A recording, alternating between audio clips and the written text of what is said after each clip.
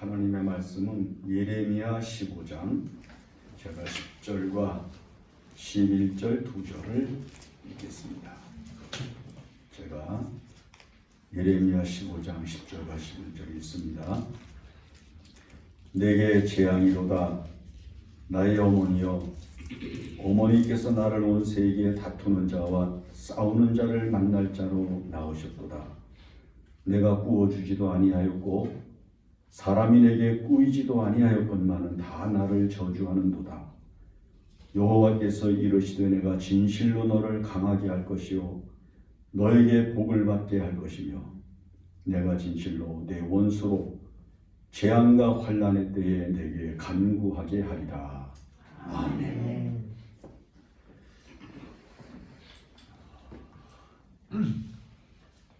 사람이 세상에서 적용되어 살아가는 가운데 가장 힘든 때가 언제겠습니까? 외로움을 느낄 때 아니겠습니까?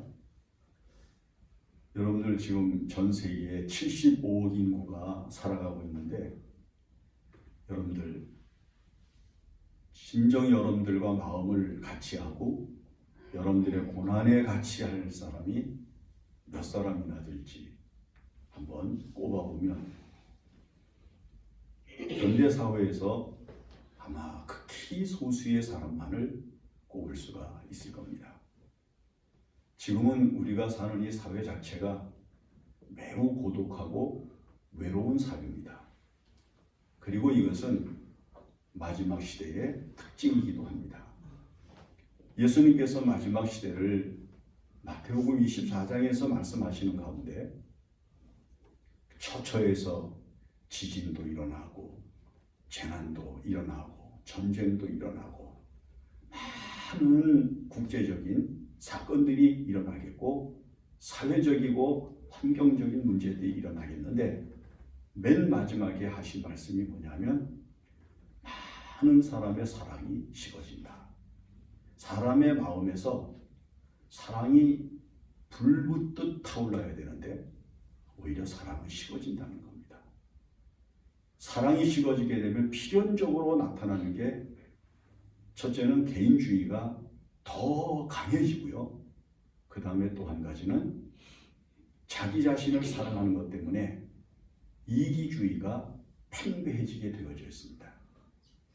내가 남을 돌보고 내가 다른 사람에게 사랑을 베풀므로 함께 누리는 영적인 즐거움과 정신적인 가치보다는 자기가 자기 자신을 책임지려고 하는 강인한 의지가 강력해져서 다른 사람을 돌보지 못하는 필연적인 결과가 나타나게 된다는 것입니다. 우리가 읽은 이 본문의 말씀은 예레미야가 이제 마지막 유다 시대를 살면서 겪게 되는 상황을 아주 적나라하고도 그리고 아주 분명하게 표현하고 있는 말씀입니다. 예레미야는 요시야 왕으로부터 시작을 해서 유다가 멸망을 하는 5대 왕에 걸쳐서 예언의 말씀을 선포하고 유다의 모든 백성들이 부패해져서 결국은 바벨론의 포로로 끌려갈 수밖에 없게 되는 상황을 눈으로 봅니다. 여러분, 사회가 혼란해지고 그 다음에 세상이 어지러워지기 시작을 하면은 사람과 사람 사이에 가장 강렬하게 일어나는 게 불신입니다. 믿지 않는 거예요. 정직한 말, 정의로운 말, 그리고 사랑스러운 말, 그리고 복된 말 안 믿어요. 말을 다른 사람이 이야기하고 있는 아주 정당하고도 의미가 있는 말을 귀담아 듣지를 않습니다. 그래서 사회가 불신 사회가 되고 그리고 이 불신 사회는 필연적으로 하나님의 심판을 자초하게 됩니다. 예레미야가 이렇게 말합니다. 내게 재앙이로다. 자기가 재앙을 맞는 것 같은 느낌을 가지고 이 말씀을 써내려갑니다. 어떤 재앙인가 하면 자기 어머니가 왜 하필 이런 시대에 나를 낳았을까? 하나님도 잘 섬기고 사람 간의 사랑에 관계도 아주 돈독하고 뜨겁고, 그리고 다른 사람들을 신뢰하고, 그리고 다른 사람들과 아름답게 살아갈 수 있는 이런 사회가 형성되어져 있고, 전쟁의 소문이나 불신 같은 것들이 없는 사회가 형성되어져 있을 때 내가 태어났다면 얼마나 좋겠는가.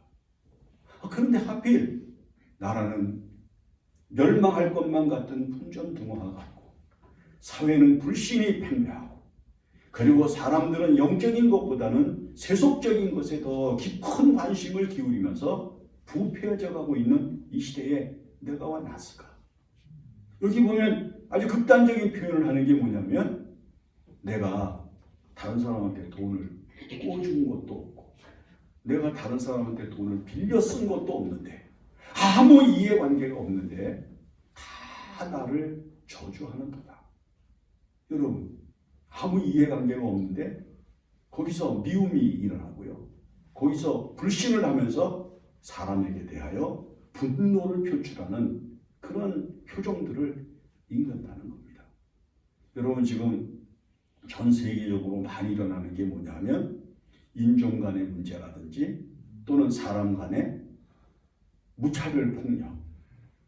왜 폭력을 내가 당해야 되는지 모르고, 내가 왜 저 사람한테 이렇게 피해를 입어야 되는지 모를 일들이 비일비재하게 일어나는 거예요. 그래서 여러분, 우리가 이 세상을 살면서 사람이 무서운 거예요. 다른 사람이 가까이 오면 괜히 긴장하고, 다른 사람이 나를 쳐다보면 괜히 두렵고. 지금 우리가 사는 이 사회가 그렇지 않습니까?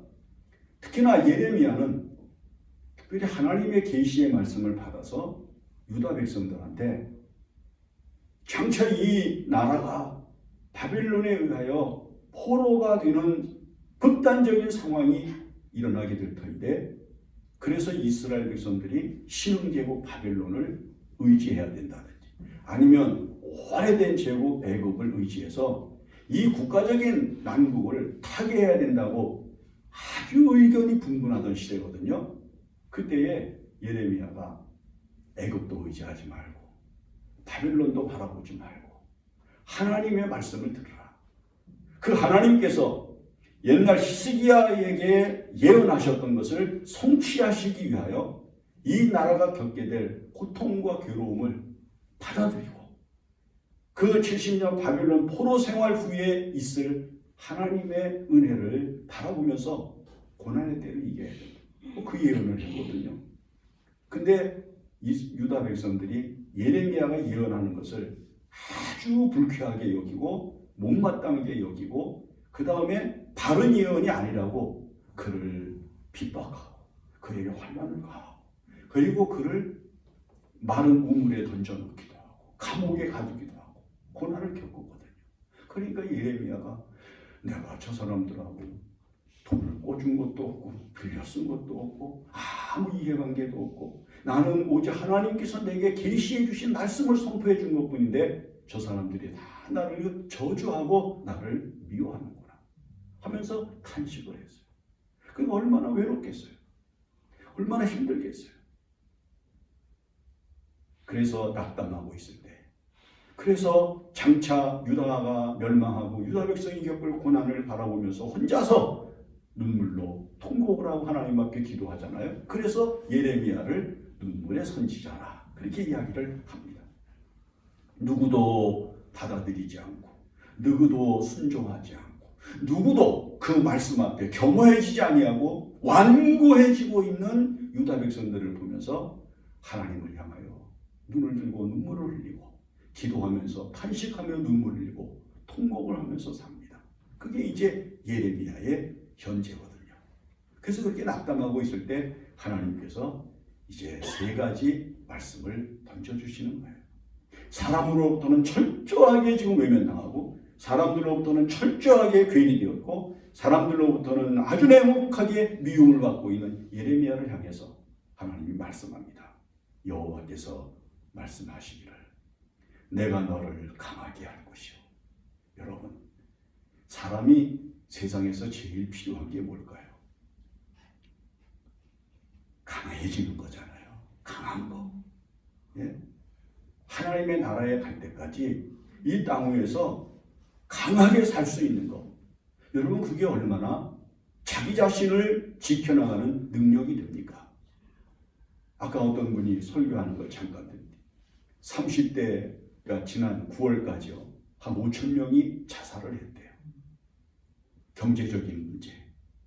자기 개인이 돌파할 수 있는 세계가 보이지 아니하는 막막함을 느끼면서 30대의 젊은이들이 5천여 명이나 올해 생명을 스스로 끊었대요.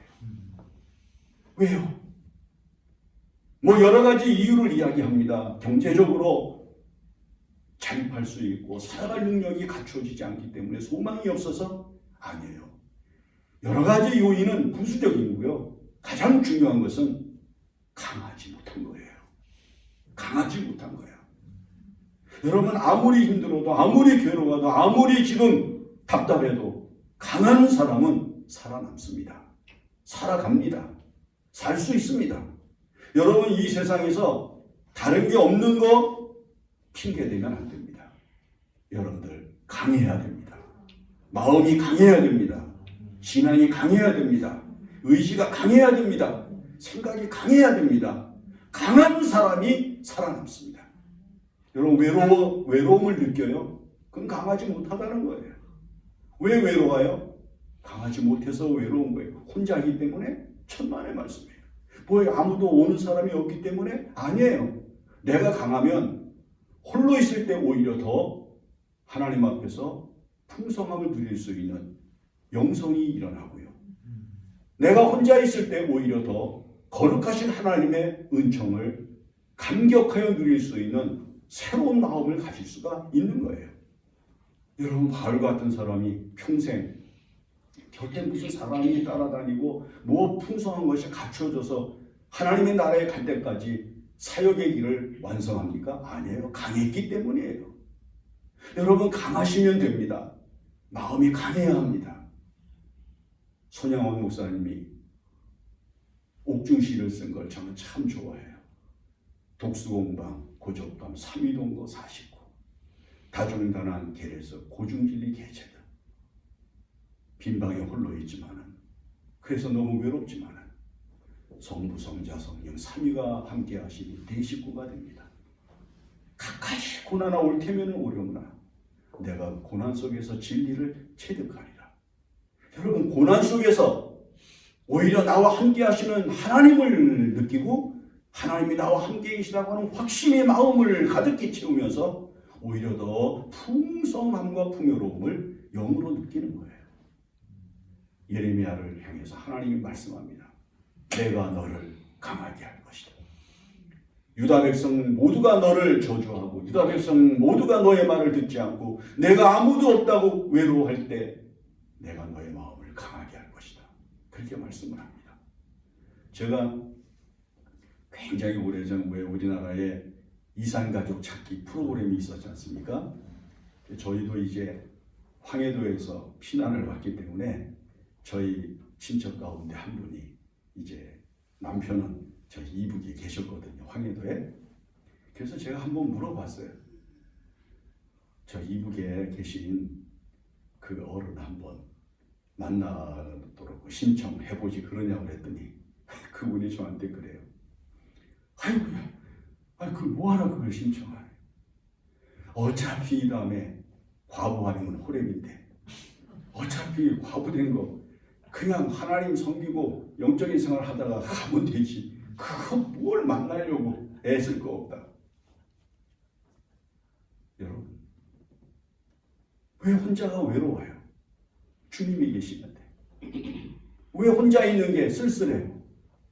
나와 함께 계시는 성부, 성자, 성령 삼위가 계시는데 여러분 강한 마음 가지시고 이 세상이 아무리 여러분들에게 외로움을 더해준다고 할지라도 담대하시고 강한 마음을 가지고 승리하셔야 합니다. 여러분 외로움은 내가 느끼는 게 아니라 상대방이 느끼는 거야. 저 사람 외로움을 느끼는구나. 저 사람 혼자 있으면 못 버틴다. 저 사람 외로움을 견딜 수 없는 사람이다. 여러분 다른 사람이 여러분들 외롭게 느끼지 않도록 하시기를 바랍니다. 찬송 중에 기도 중에 하나님이 함께 하심을 확신하면서 강한 마음으로 여러분들의 마음을 다지고 다져서 흔들리지 않는 강인한 의지로 하나님의 뜻을 바라보면서 항상 하나님께 영광을 드리며 살아갈 수 있어야 합니다. 그 다음에 두 번째는 뭘 얘기하는 거니? 너에게 복을 받게 할 것이며 그랬어요.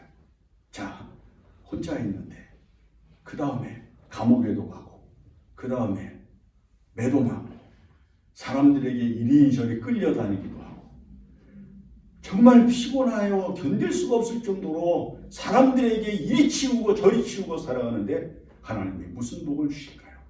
여러분, 세상에 사람이 살아가는 복 중에 가장 큰 복은요, 오늘 내가 살아있는 겁니다.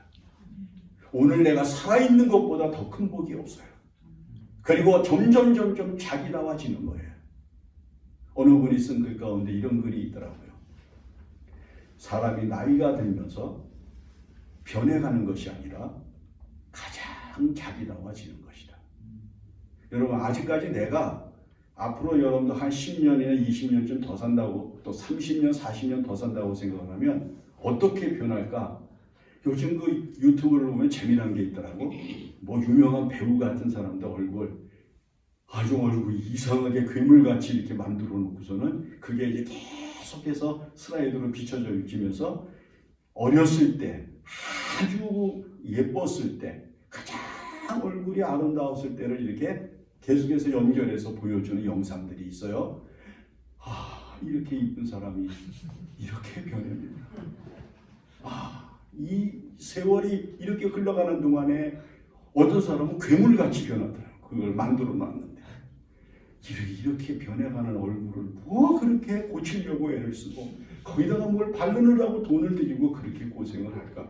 가끔 그걸 보면요, 참 인간이라는 게 얼마나 허망한지 몰라요. 아마 여러분들도 아마 보시면은 아마 많이 보셨을 거예요. 여러분 보세요. 이제 조금 더 있어 보세요. 가장 자기다움에 이르렀을 때 내 모습이 어떨까? 내 모습이 어떤 모습일까? 그때 스데반과 같이 얼굴이 천사와 같이 빛나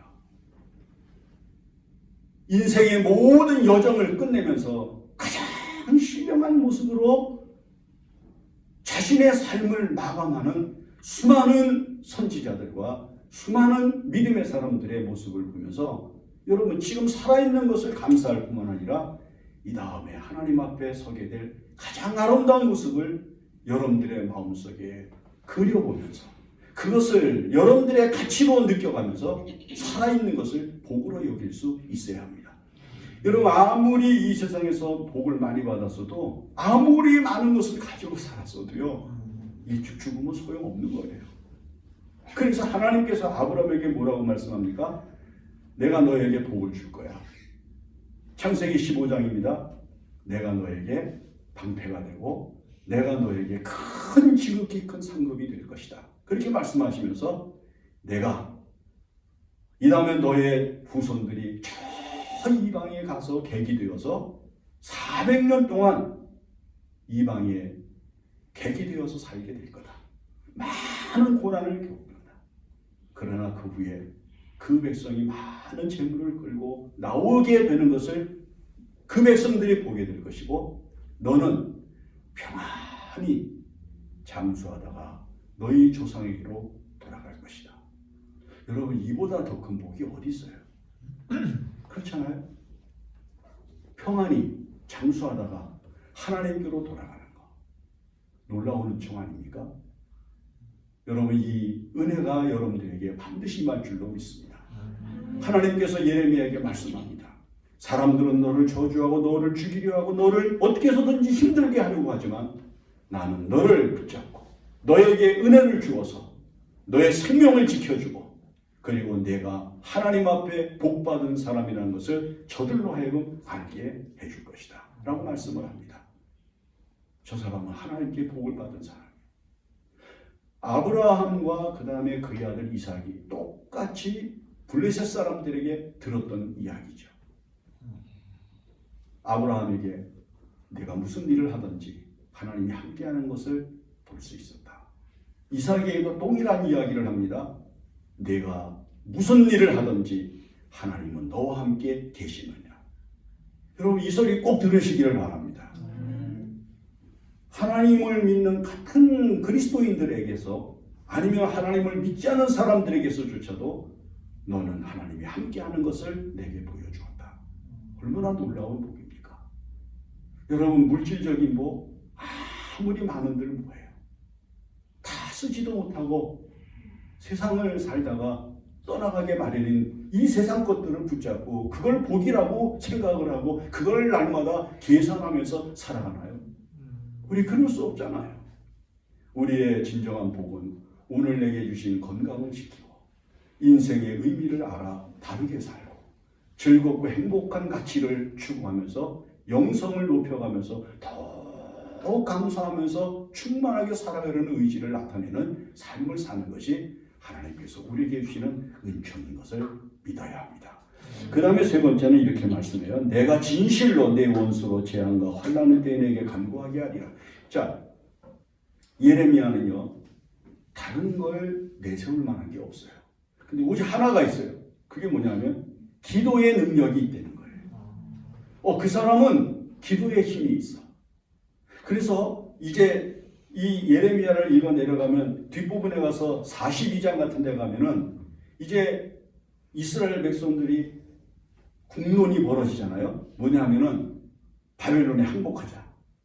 애굽의 도움을 받아서 바벨론과 싸우자. 양분이 돼가지고 답을 내지를 못해요.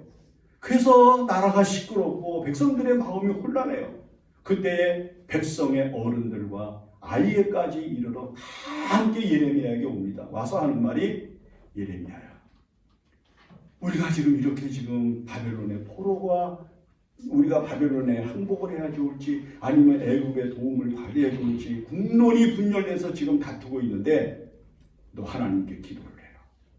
당신이 하나님께 기도를 해서 하나님께서 우리에게 무엇이라고 말씀하시는지를 알려달라. 이렇게 아주 강하게 부탁을 해요. 그러니까 예레미야가 10일 뒤에 오라. 내가 열흘 동안 하나님 앞에 기도해서 하나님이 내게 주시는 답을 너희들에게 알려줄 것이다. 그리고요 열흘 뒤에 답을 줍니다. 여러분 사람이 사람을 도와주는데 가장 큰 게 뭘까요? 이 세상에서는 돈이죠. 내가 필요로 할 때 자금을, 내가 필요로 할 때 돈을, 내가 필요로 할 때 물질을 빌려 쓸 수 있으면 얼마나 좋아요? 그것을 빌려줄 수 있는 사람을 향해서 빌려달라고 이야기를 했을 때 알았어 하고 주는 사람이면 여러분들 마음이 얼마나 든든하겠어요. 그러나 오늘 우리에게 그보다 더 높은 그리고 더 의미가 있는 분명한 것을 제시하십니다.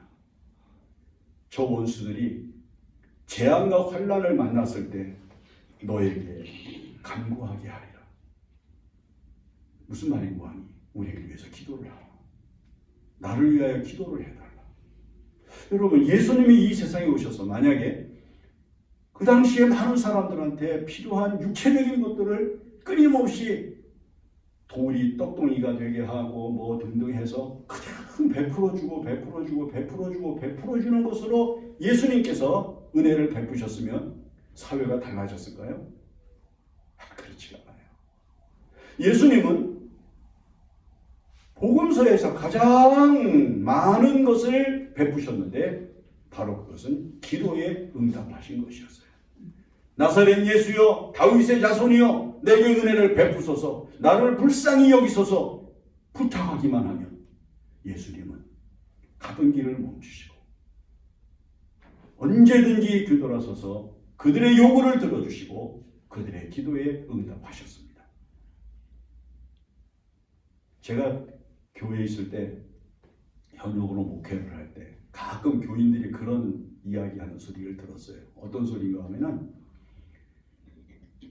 남편들이 평시에는 교회 가는 걸 그렇게 깐죽거리고 못 가게 하려고 그러고 그 다음에 어떻게 해서든지 다른 데를 끌고 가려고 애를 쓰는데요. 자기들이 사업이 어려워지고 생활에 이제 어려움이 생기면은요 가끔 그런데요. 새벽에 자고 있는 아내를 치고 그래서 깨워가지고는 왜 새벽기도 안 가? 새벽기도 좀 가서 기도 좀 해. 그런데요. 여러분 인생이 마지막 어려움에 처하게 되면 필연적으로 부탁할 것이 기도밖에 없는 거예요. 재앙과 환난의 때에 사람이 할 수 있는 게 뭐가 있어요? 재앙과 환난을 당한 사람이 부탁할 것이 무엇이 있겠어요? 우리를 위하여 기도를 해달라. 나를 위해서 기도를 해달라. 여러분 대학 입시가 가까워지는 11월 달이 되면요, 교회와 그 다음에 절간, 밤을 새우는 사람들의 기도가요 얼마나 강한지 몰라요. 제가 굉장히 오래전에 저 도선사 밤 2시쯤 한번 올라가 봤어요. 도선사. 그때 진눈깨비가 막 내리고 있었거든요. 거기에 올라갔더니 거기에 부처가 앞에 있고 거기 청석을 이렇게 돌을 이렇게 깔아놓고 노천이에요. 없어. 근데 진눈깨비가 막 내리는데 거기에요 사람들이 무릎을 꿇고 그렇게 기도를 많이 하더라. 자식들 수학능력 시험 좋은 점수 받아라. 좋은 대학교 가게 해달라고. 그래서 제가 그랬어요. 나는 기독교만 교인들만 밤새워서 기도하러 오는 줄 알았는데 세상에 이런 어리석은 종교에 몸담고 있는 사람들도 자식을 위해서는 저렇게 간구하러 오는구나. 제가 한번 놀랐던 적이 있어요. 여러분 우리가 이 세상을 살면서 다른 사람에게 다른 것으로 도움을 주는 것이 아니라 기도로 도움을 주는 능력 있는 사도의 길을 걸어야 되지 않겠습니까? 여러분들이 남편을, 여러분들의 자녀들을, 여러분들의 친척을, 여러분들의 이웃을 향하여 여러분들이 살고 있는 이 땅의 민족과 그리고 정치적인 지도자들을 위해서 해줄 수 있는 가장 강인한 것이 무엇일까요? 기도로 도움을 주는 것입니다. 기도에 도움이 되는 것입니다. 재앙과 환난의 때 우리를 위하여 기도해달라고 하는 소리를 반드시 들으셔야 합니다. 여러분들의 가족들로부터 기도하라는 소리를, 여러분들의 자녀들로부터 기도해달라는 소리를 들으시기를 바랍니다.